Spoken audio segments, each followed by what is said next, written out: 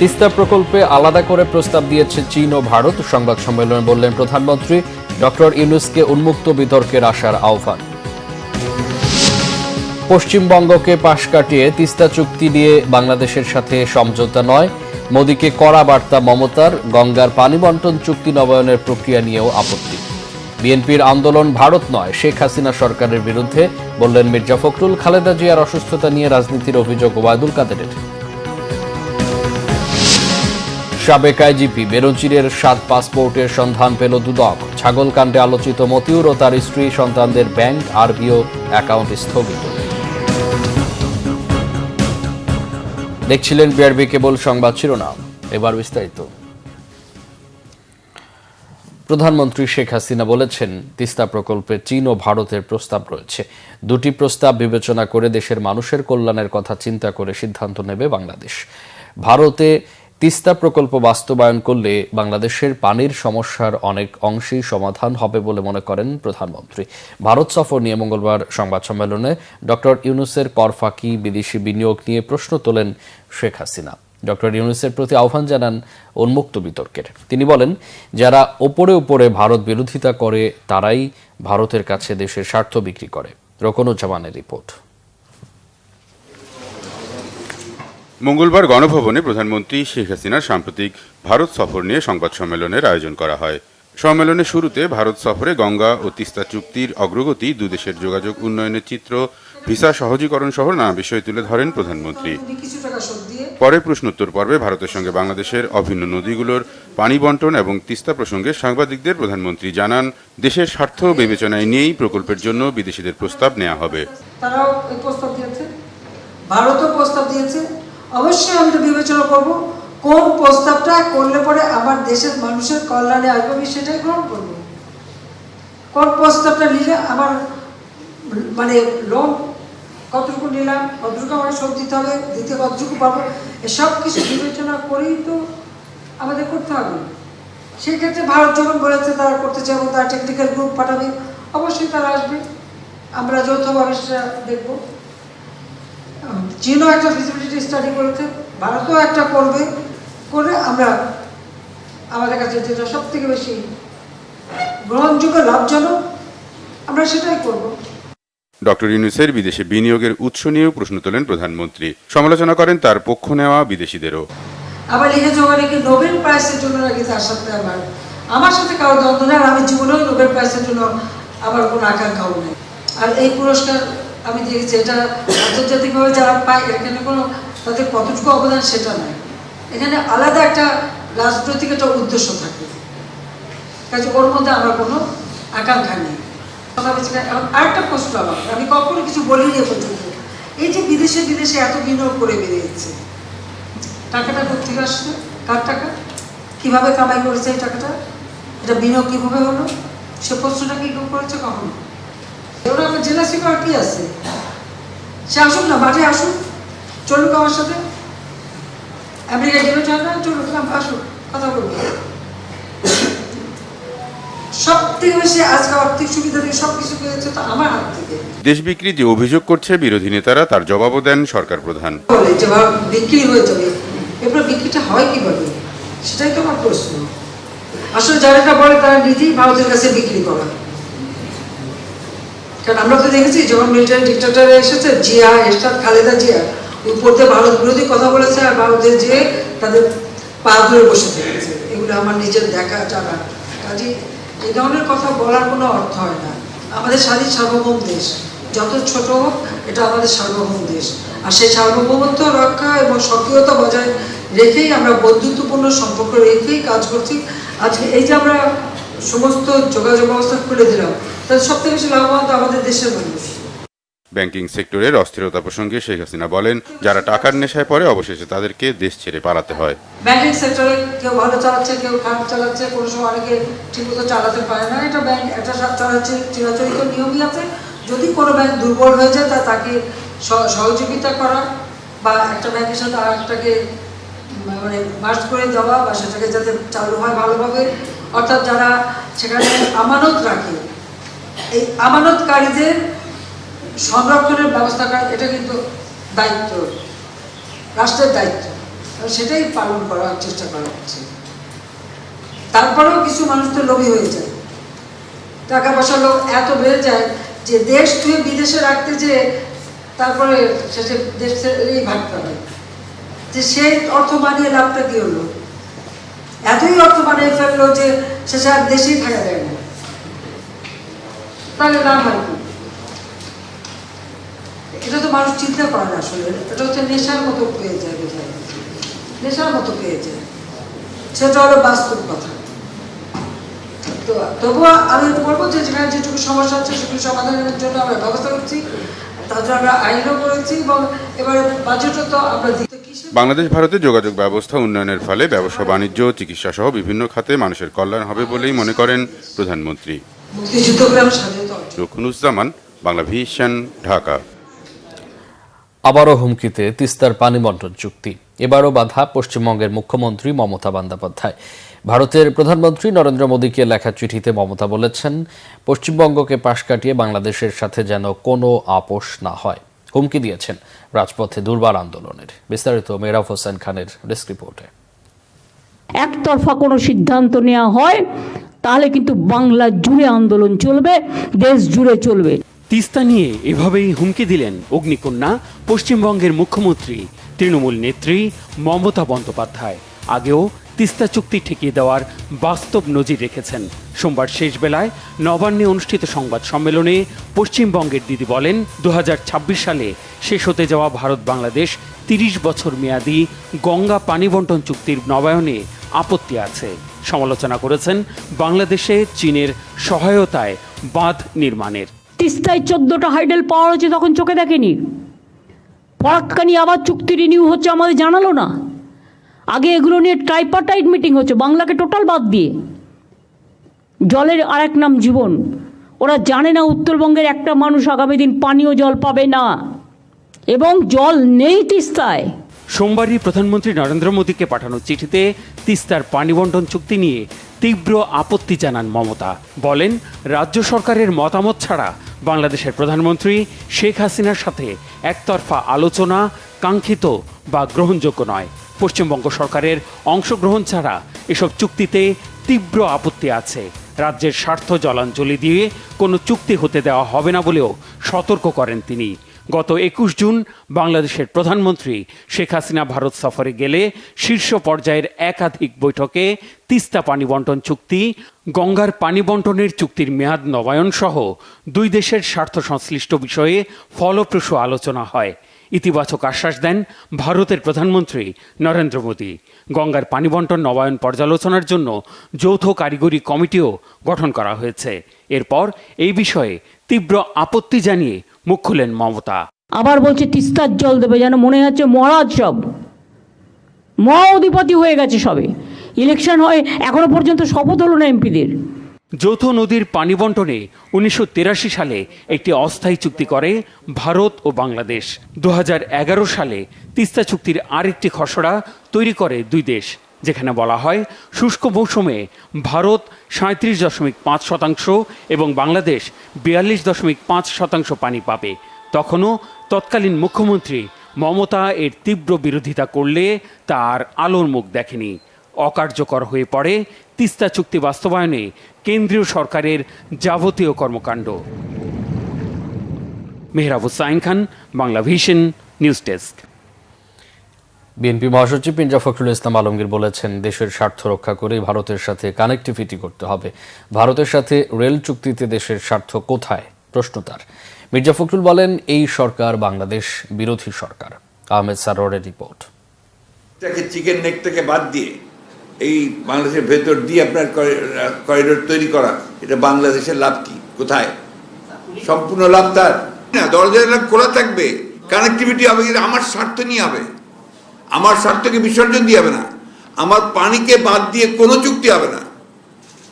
আপনি পানির ব্যাপারে কিছুই করছেন না, সীমান্তে লোক হত্যা করে মারছেন, মারছে তারা। আপনি কি বলেছেন? কয়টা কথা? এর মধ্যে একটা কথা আছে সীমান্ত হত্যার ব্যাপারে এই চুক্তিতে? একটাও নেই। তো এখানে আপনি কি বলবেন? আমার প্রশ্ন হচ্ছে যে প্যাট্রিয়ট, যে দেশপ্রেমিক মানুষ, সে তার নিজের স্বার্থটা আগে দেখবে, দেশের। এবং সেখানে উনি নিজেই বলেছেন যে আমি সব কিছু উজাড় করে দিয়ে দিয়েছি, মনে নেই আপনাদের? বলেছেন তো ওই উজাড় করে দিয়ে তো উনি রেজাল্ট পাচ্ছেন। এবারও সব উজাড় করে দিয়ে এসেছেন, আবার রেজাল্ট পাবেন। এভাবেই ভারত সফর নিয়ে করা সংবাদ সম্মেলনে প্রধানমন্ত্রীর বক্তব্যের সমালোচনা করলেন বিএনপি মহাসচিব। দলের স্থায়ী কমিটির সিদ্ধান্ত জানাতে গুলশানে দলের চেয়ারপারসনের কার্যালয়ে মঙ্গলবার সংবাদ সম্মেলনে মির্জা ফখরুল বলেন, দেশের স্বার্থ রক্ষায় ব্যর্থ সরকার। দিল্লির সাথে করা সমঝোতা ও চুক্তি প্রত্যাখ্যান করে বলেন, বিএনপি আন্দোলন ভারতের বিরুদ্ধে নয়, সরকারের বিরুদ্ধে। আমাদের একটা কথা খুব পরিষ্কার করি, এটা কিন্তু আমাদেরই বক্তব্য, আমাদের এই আন্দোলন বা এটা আমাদের ভারতের বিরুদ্ধে নয়, এটা এই সরকারের বিরুদ্ধে। সরকার সম্পূর্ণভাবে ব্যর্থ হচ্ছে ভারতকে কনভিন্স করতে বা তার কাছ থেকে দাবিগুলো আদায় করে নিয়ে আসতে। আমার পানির হিস্সা না করেই সে আপনার চুক্তি সই করতে যাচ্ছে। পরিষ্কার করে আজকে তো মমতা বলে দিয়েছে যে আমাকে বাদ দিয়ে, পশ্চিমবাংলাকে বাদ দিয়ে এটা করা যাবে না, তারা দেবে না। তো আপনাকে তো অবশ্যই এটার জন্য যে প্রেশার ক্রিয়েট করা দরকার জাতীয়ভাবে, এটা একটা বোঝাই যায় যে সরকার আসলে কোনো দেশপ্রেমী সরকার নয়, বাংলাদেশ বিরোধী একটা সরকার। বেগম খালেদা জিয়ার শারীরিক অবস্থার গুরুতর অবনতি হয়েছে জানিয়ে তার রোগ মুক্তির জন্য দোয়া কামনা করে বিএনপি মহাসচিব বলেন, ক্ষমতা দীর্ঘস্থায়ী করতে হত্যার উদ্দেশ্যেই বেগম খালেদা জিয়াকে বিদেশে চিকিৎসা সুযোগ দিচ্ছে না অবৈধ সরকার। তাকে বাইরে পাঠানোর জন্য সব ব্যবস্থা হয়ে গিয়েছিল, প্রায় তার পরিবারের আপনার আবেদনক্রমে। ফাইনালি যখন এটা প্রধানমন্ত্রীর কাছে গেছে, প্রধানমন্ত্রী এটাকে রিজেক্ট করেছেন। শুধু এটা নয়, আমরা বিভিন্ন মিশনগুলোকেও কাছে আমরা চিঠি দিয়েছিলাম, তারা চেষ্টা করেছে, তারা বারবার চেষ্টা করে ফেরত এসছে। তারা বলেছে you are sorry, we are undone.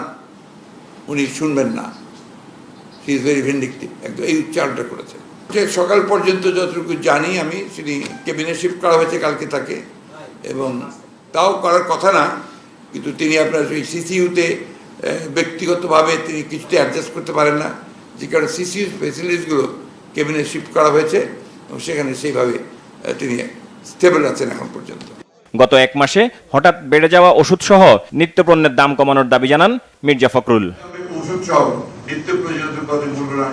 Ahmed Sarwar, Bangla vision, Dhaka. BNP chairperson Begum Khaleda জিয়াকে সরকার কেন হত্যা করতে যাবে এমন প্রশ্ন রেখেছেন সড়ক পরিবহন ও সেতু মন্ত্রী ওবায়দুল কাদের। তিনি বলেন, প্রধানমন্ত্রী শেখ হাসিনার দয়ায় তাকে বাসায় থেকে চিকিৎসার সুযোগ দেওয়া হচ্ছে, বরং বিএনপি বেগম জিয়ার অসুস্থতা নিয়ে রাজনীতি করছে বলে মন্তব্য তার। মঙ্গলবার সেতু ভবনে ব্রিফিংয়ে ওবায়দুল কাদের জানান, পদ্মা সেতু নির্মাণে সাশ্রয় হয়েছে প্রায় ১৫০০ কোটি টাকা। রিপোর্ট সৈয়দ আব্দুল মুহিতের। গণপ্রজাতন্ত্রী বাংলাদেশ সরকারের মাননীয় ঠিক ২ বছর আগে উদ্বোধন হয়েছে বহুল প্রত্যাশার পদ্মা বহুমুখী সেতু। মাওয়ায় প্রধানমন্ত্রী শেখ হাসিনা আনুষ্ঠানিকভাবে ৬.১৫ কিলোমিটার দীর্ঘ এই সেতুর উদ্বোধন করেন। ২ বছর পূর্তি উপলক্ষে মঙ্গলবার সেতু ভবনে সড়ক পরিবহন ও সেতুমন্ত্রী ওবায়দুল কাদেরের সভাপতিত্বে বোর্ড সভা করে সেতু কর্তৃপক্ষ। পরে আনুষ্ঠানিক ব্রিফিংয়ে মন্ত্রী জানান, পদ্মা সেতুতে এ পর্যন্ত টোল আদায় হয়েছে ১৬৪৮ কোটি টাকা, যার কিস্তি হিসাবে অর্থ বিভাগকে ৬ কিস্তিতে দেয়া হয়েছে ৯৪৮ কোটি টাকা। ওবায়দুল কাদের জানান, আগামী ২৭ জুন আরও ২ কিস্তির টাকা প্রধানমন্ত্রীর উপস্থিতিতে পরিশোধ করা হবে। ৩২,৬০৫ কোটি টাকা আমাদের নির্মাণ, এর মধ্যে ১৫০০ কোটি টাকা আমরা সাশ্রয় করতে পেরেছি। এলিভেটেড এক্সপ্রেস ওয়ে নিয়ে ২ ঠিকাদারের দ্বন্দ্বের শিগগিরই সমাধানের আশার কথাও বলেন ওবায়দুল কাদের। বিএনপি চেয়ারপারসনের অসুস্থতা নিয়ে এক প্রশ্নের জবাবও দেন তিনি। বেগম জিয়ার জন্য কথা বললে আমাদের মনে হয় এটা হলো তার অসুস্থতা নিয়ে তারা রাজনীতি করছে। লিগ্যাল ব্যাটেলেও তারা সফল হন এবং আন্দোলনেও তারা বেগম জিয়ার জন্য বাস্তবে কিছুই করতে পারেন। বাইরে থেকে চিকিৎসা নেওয়ার এবং জেলের বাইরে থাকার যে সুযোগ, এটা প্রধানমন্ত্রী শেখ হাসিনার মানবিকতা ও উদারতার কারণে সম্ভব হয়েছে। তাকে কেন আমরা হত্যা করব? আওয়ামী লীগ সাধারণ সম্পাদক বলেন, ক্ষমতা থেকে ভারত সফরে গিয়েও গঙ্গা ও তিস্তা চুক্তি করতে পারেনি বিএনপি। তাদের মুখে এমন কথা মানায় না। সৈয়দ আব্দুল মুহিত, বাংলা ভিশন, ঢাকা। পুলিশের আলোচিত সাবেক মহাপরিদর্শক বেনজির আহমেদের পাসপোর্ট জালিয়াতির অভিযোগে পাসপোর্ট অধিদপ্তরের ৮ কর্মকর্তাকে জিজ্ঞাসাবাদ করেছে দুর্নীতি দমন কমিশন দুদক। মঙ্গলবার সকালে দুদকের প্রধান কার্যালয়ে তাদের জিজ্ঞাসাবাদ করা হয়। জিজ্ঞাসাবাদে বেনজির আহমেদের 7টি পাসপোর্টের সন্ধান পায় দুদক। এর আগে গত 13 জুন চিঠি দিয়ে দুদককে হাজির হতে বলা হয় তাদের। বেসরকারি চাকরিজীবী পরিচয়ে সাধারণ পাসপোর্ট তৈরি করেছেন সাবেক পুলিশ মহাপরিদর্শক বেনজির আহমেদ, কিন্তু নবায়নের সময় ধরা পড়লে আটকে দেওয়া হয় পাসপোর্ট অধিদপ্তর। চিঠি দেওয়া হয় র্যাব সদর দপ্তরে, কিন্তু বেনজির আহমেদ প্রভাব খাটিয়ে ব্যবস্থা করেন সব। পাসপোর্ট অফিসে না গিয়ে নেন বিশেষ সুবিধা। এদিকে বেনজির আহমেদ এবং তার স্ত্রী ও 2 মেয়েকে দুদক থেকে 2 দফা তলব করা হলেও তারা সংস্থাটির ডাকে হাজির হয়নি। আইনজীবীর মাধ্যমে লিখিত বক্তব্য পাঠিয়েছেন তারা। ছাগলকাণ্ডে সমালোচিত এনবিআরের সাবেক সদস্য মতিউর রহমান ও তার স্ত্রী সন্তানদের ব্যাংক হিসাবে স্থগিতের নির্দেশ দিয়েছেন Bangladesh financial intelligence unit BFIU। আগামী 30 দিনের জন্য মতিউর সহ তার স্ত্রী সন্তানদের 8টি ব্যাংক হিসাবে স্থগিত করার এই নির্দেশনা দেওয়া হয়েছে। দুদকের নির্দেশনার পর আর্থিক খাতের এই গোয়েন্দা সংস্থাটি কাজ করছে। আগামী 5 কার্যদিবসের মধ্যে এসব ব্যাংক হিসাব খোলার ফর্ম, KYC, লেনদেন বিবরণী এবং তথ্যাদি সরবরাহের জন্য নির্দেশ দিয়েছেন BFIU। আর্থিক খাতের গোয়েন্দা সংস্থাটির পাঠানো এই সংক্রান্ত চিঠি দেশের সব শেয়ার বাজার মধ্যস্থতাকারী প্রতিষ্ঠান ও মোবাইল ফাইন্যান্সিয়াল সার্ভিসের শীর্ষ কর্মকর্তাদের পাঠানো হয়েছে। ছাগলকাণ্ডের পর মতিউর রহমানকে কাস্টমস, এক্সাইজ ও ভ্যাট অ্যাপিলেট ট্রাইব্যুনালের প্রেসিডেন্ট পদ থেকে সরিয়ে দেওয়া হয়েছে। তাকে সরানো হয়েছে সোনালী ব্যাংকের পরিচালক পদ থেকে। এদিকে মতিউর তার প্রথম স্ত্রী লায়লা কানিজ ও ছেলে আহমদ তৌফিকুর রহমানের বিদেশ যাত্রায় নিষেধাজ্ঞা দিয়েছেন আদালত। মারধর ও হত্যার হুমকির অভিযোগে ব্যবসায়ী নাসিরউদ্দিন মাহমুদের করা মামলায় জামিন পেয়েছেন চিত্রনায়িকা পরিমণি। মঙ্গলবার ঢাকার চিফ জুডিশিয়াল ম্যাজিস্ট্রেট আদালত এই আদেশ দেন। একই সঙ্গে আগামী 1 অক্টোবর মামলার পরবর্তী শুনানির দিন ধার্য করে আদালত। এদিকে পরিমণি কাণ্ডে চাকরি হারাচ্ছেন গোয়েন্দা বিভাগের সাবেক ADC গোলাম সাকলাইন। আরও জানাচ্ছেন দীপন দেওয়ান। মঙ্গলবার সকাল 10টার দিকে ঢাকার চিফ জুডিশিয়াল ম্যাজিস্ট্রেট আদালতে আত্মসমর্পণ করে জামিন আবেদন করেন চিত্রনায়িকা পরিমণি। শুনানি শেষে M সাইফুল ইসলামের আদালত 1000 টাকা বন্ডে জামিন মঞ্জুর করেন। একই সঙ্গে আগামী 1 অক্টোবর মামলার পরবর্তী শুনানির দিন ধার্য করে আদালত। এর আগে গত 18 এপ্রিল PBI এর দেয়া তদন্ত প্রতিবেদন গ্রহণ করে আদালত। একই সঙ্গে পরিমণি ও তার কস্টিউম ডিজাইনার জুনায়েদ বগদাদি জিমিকে সশরীরে আদালতে হাজির হতে সমন জারি করেছিল। যেহেতু এটা একটা বেইলেবল সেকশনের মামলা, একই সাথে পূর্বে ঘটে যাওয়া বোট ক্লাবে যে ঘটনাটি, সেই ঘটনাটি নিয়ে বিজ্ঞ নারী শিশু নির্যাতন দমন আদালত 9-এ একটি মামলা অলরেডি চলছে। তো আমরা আদালতের প্রতি শ্রদ্ধাশীল হয়ে বিজ্ঞ আদালতের সমন পাওয়া মাত্র উপস্থিত হয়েছি। বিজ্ঞ আদালত আমাদের সাবমিশনে সন্তুষ্ট হয়ে জামিন মঞ্জুর করেছেন। 2021 সালের 6 জুলাই উত্তরা বোট ক্লাবের তৎকালীন সভাপতি ও ব্যবসায়ী নাসির মাহমুদ মারধর ও ভয় ভীতি দেখানোর অভিযোগে আদালতে পরিমণি সহ 3 জনের বিরুদ্ধে মামলা করেছিলেন। আমরা বলেছি যে এখানে যে 1 নং আসামি, উনি এখন বর্তমানে একজন মা, উনি একজন নারী, ওনার প্রতি সম্মান দেখে আমরা বলেছি আমাদের জামিনে কোনো আপত্তি নেই।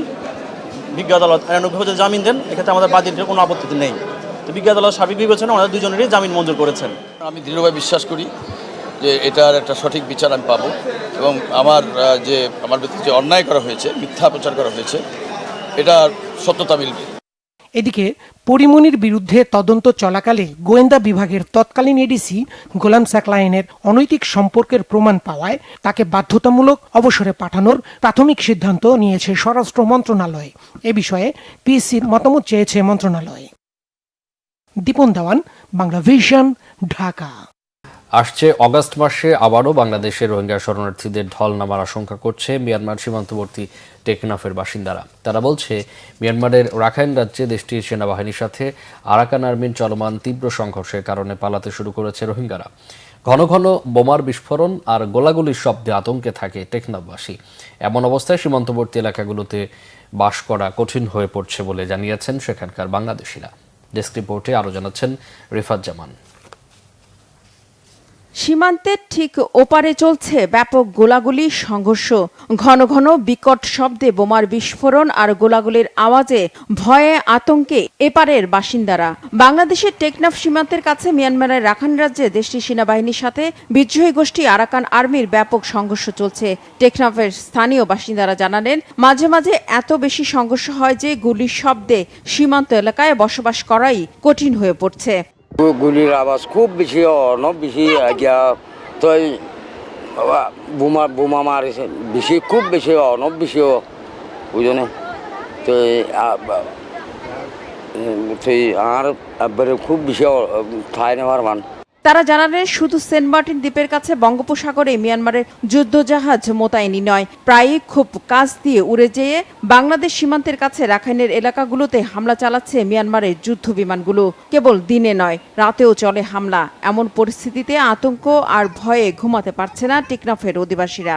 তখন জাহাজগুলো দেখা যাচ্ছে আর উপর দিয়ে উড়োজাহাজও প্রায় সময় আসে, একেবারে তারা মানে কি গোলা বারুদ ওখানে তো হয়েছে, কিন্তু এখানে আমরা একেবারে আতঙ্কিত যে এখানে আমরা যে ঘুমের মধ্যেও চমকে উঠি অনেক সময়, এরকম হয়ে থাকে বুঝছেন। খুবই কষ্টের মধ্যে আছে আমরা তাদের ভয়াবহ অবস্থা দেখে। কোন সময় এসে আমাদের এখানে কি হয় এটা নিয়েও তো আমরা দুশ্চিন্তার মধ্যে আছি। নাইখনছড়ির কাছে মিয়ানমার সীমান্ত নিরাপত্তা চৌকিতে কাঁটাতারের বেড়া জুড়ে আরাকান আর্মির লাল পতাকা দেখা যাচ্ছে। স্থানীয়রা জানালেন, বঙ্গোপসাগরে মাছ ধরার নিষেধাজ্ঞার কারণে এখন রাখাইন থেকে রোহিঙ্গারা সহজে বাংলাদেশে অনুপ্রবেশ করতে পারছে না। কিন্তু জুলাইয়ে নিষেধাজ্ঞা উঠে গেলে আগস্টে নামতে পারে রোহিঙ্গাদের ঢল। টেকনাফবাসীর অভিযোগ, অনেক জেলে অর্থের লোভে রোহিঙ্গাদের বাংলাদেশে অবৈধভাবে ঢোকার সুযোগ করে দেয়। আর এমনটা হলে আবারও অস্থির হয়ে উঠতে পারে সীমান্ত পরিস্থিতি। রিফাত জামান, বাংলাভিশন নিউজ ডেস্ক। এদিকে চীনের কমিউনিস্ট পার্টির আন্তর্জাতিক বিষয়ক মন্ত্রী লি জিয়ানশাও বলেছেন, রোহিঙ্গা সমস্যার সমাধানে চীন তার ভূমিকা অবশ্যই পালন করবে। মঙ্গলবার রাজধানীর একটি হোটেলে বাংলাদেশ চীন সম্পর্ক নিয়ে আয়োজিত সেমিনারে কথা বলেন তিনি। চীনা মন্ত্রী বলেন, রোহিঙ্গা সমস্যার অবশ্যই সমাধান হতে হবে। বিশাল সংখ্যক রোহিঙ্গা জনগোষ্ঠীকে আশ্রয় দেয় বাংলাদেশের প্রশংসা করেন তিনি। এই ইস্যুতে চীন বাংলাদেশের মানবিক কাজের মূল্যায়ন করে বলে জানান তিনি। বলেন, বাংলাদেশ ও চীনের মধ্যে মুক্ত বাণিজ্য চুক্তি সই হলে দুদেশের মধ্যে বাণিজ্য সম্পর্ক আরও শক্তিশালী হবে। দুদেশের মধ্যকার বাণিজ্য বৈষম্য কমে আসবে বলে আশা প্রকাশ করেন তিনি। লি জিয়ানশাও বলেন, স্বাস্থ্য ও শিক্ষা খাতে দুদেশের সহায়তার অনেক দিক আছে। এই সহযোগিতা আরও বাড়ানোর উপর জোর দেন তিনি। এক চীন নীতিকে সমর্থন করায় বাংলাদেশকে ধন্যবাদ জানান চীনা মন্ত্রী। চীনের রাষ্ট্রদূত ইয়াও ওয়েন সহ সাবেক কূটনীতিক, রাজনীতিবিদ ও ব্যবসায়ীরা অংশ নেন অনুষ্ঠানে। 2024 টি-20 বিশ্বকাপে বাংলাদেশের সেরা performer leg spinner Rishad Hossain. প্রথমবার বিশ্বকাপের মতো বড় আসরে খেলে 7 ম্যাচে 14 উইকেট নিয়ে দারুণ সফলতা দেখিয়েছেন Rishad. Fast bowler Tanzim Hasan Sakib 11 wicket নিয়ে নিজের প্রথম বিশ্বকাপকে রাঙিয়েছেন। একমাত্র ব্যাটসম্যান হিসেবে 150 রান করেছেন তাওহিদ হৃদয়। সাইফুর রহমান চৌধুরীর ডেস্ক রিপোর্ট। টি-20 বিশ্বকাপে 17 বছর পর আবারও সুপার 8-এ উঠেছিল বাংলাদেশ। শান্ত বাহিনীর সামনে সেমিফাইনালে ওঠারও ভালো সুযোগ ছিল, কিন্তু অমার্জনীয় ব্যাটিং ব্যর্থতায় সে সুযোগ কাজে লাগাতে পারেনি টাইগাররা। 12 ওভার 1 বলে 116 রানের টার্গেট তাড়া করার মতো সাহস দেখাতে পারল না বাংলাদেশ। এই বিশ্বকাপে বাংলাদেশের সুপার 8-এ ওঠার মূল কৃতিত্ব দলের বোলিং ডিপার্টমেন্টের। কন্ডিশন থেকে সম্পূর্ণ সুবিধা নিয়ে গ্রুপ পর্বে বোলাররাই দলকে 3 ম্যাচে জয় এনে দেন। বিশ্বকাপে সেরা 10 বোলারের তালিকায় আছেন বাংলাদেশের রিশাদ হোসেন ও তানজিম সাকিব। টাইগারদের লেগ স্পিনার রিশাদ হোসেন 7 ম্যাচে 14 উইকেট নিয়ে দলের বোলিংয়ে সেরা সফলতা দেখিয়েছেন। আফগানদের বিপক্ষে সুপার 8-এ শেষ ম্যাচে 4 ওভারে 26 রানে 3 উইকেট নিয়ে বাংলাদেশের সেমিফাইনালে খেলার প্ল্যাটফর্মও তৈরি করে দিয়েন রিশাদ। এছাড়া বিশ্বকাপে এক আসরে রিশাদই টাইগারদের হয়ে সর্বাধিক উইকেট নেওয়ার কৃতিত্ব দেখিয়েছেন। এই বিশ্বকাপে সর্বোচ্চ উইকেট শিকারীর তালিকায় আফগানিস্তানের রশিদ খানের সাথে যৌথভাবে তৃতীয় স্থানে আছেন রিশাদ। তানজিম সাকিব টাইগারদের তরুণ পেসার 7 ম্যাচে 11 উইকেট নিয়ে বড় সফলতা দেখিয়েছেন।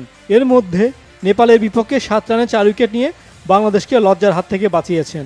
বোলিংয়ে মুস্তাফিজ ও তাসকিন আহমেদও 8টি করে উইকেট নিয়ে ভালো করেছেন। নেপালের বিপক্ষে মুস্তাফিজ 7 রানে 3 উইকেট নিয়ে ম্যাচ জয় গুরুত্বপূর্ণ অবদান রেখেছেন। এই বিশ্বকাপে ব্যাটিংই হচ্ছে বাংলাদেশের দুঃস্বপ্নের আরেক নাম। টপ অর্ডারে টপলেস ব্যাটসম্যানদের রান খরায় প্রায় প্রতি ম্যাচেই ভুগেছে দল। এই বিশ্বকাপে 7 ম্যাচে বাংলাদেশের মাত্র 2 জন ব্যাটার হাফ সেঞ্চুরি করেছেন। নেদারল্যান্ডসের বিপক্ষে সাকিবের 64 রান, আফগানদের বিপক্ষে লিটন দাসের অপরাজিত 54 রান।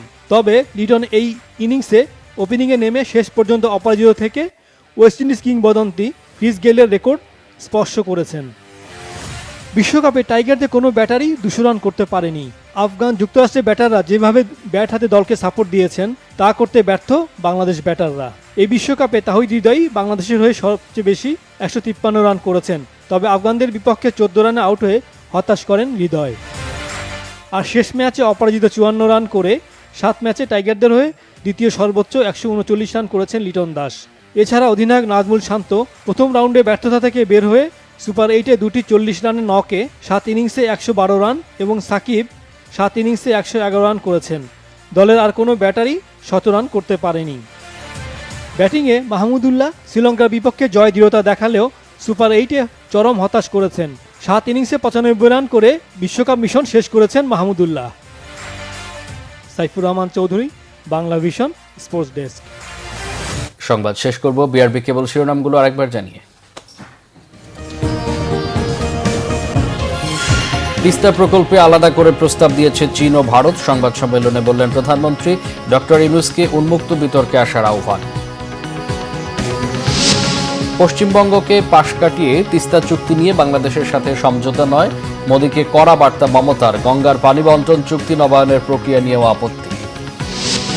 বিএনপির আন্দোলন ভারত নয়, শেখ হাসিনা সরকারের বিরুদ্ধে, বললেন মির্জা ফখরুল। খালেদা জিয়ার অসুস্থতা নিয়ে রাজনীতির অভিযোগ ওবায়দুল কাদের। সাবেক আইজিপি বেনজিরের 7 পাসপোর্টের সন্ধান পেল দুদক। ছাগলকাণ্ডে আলোচিত মতিউর ও তার স্ত্রী সন্তানদের ব্যাংক আরবিও অ্যাকাউন্ট স্থগিত। এই ছিল এখনকার মতো। পরে সংবাদ সকাল 10টায়, এর আগে 9টায় রয়েছে নিউজ টপ 10 দেখার আমন্ত্রণ রইল। এছাড়া বাংলা ভিশন সংবাদ ও সংবাদ সংশ্লিষ্ট অনুষ্ঠান দেখতে ভিজিট করুন www.vnews24.com ও facebook.com/banglavision news এবং সাবস্ক্রাইব করুন youtube.com/banglavision। এতক্ষণ সাথে থাকা অসংখ্য ধন্যবাদ।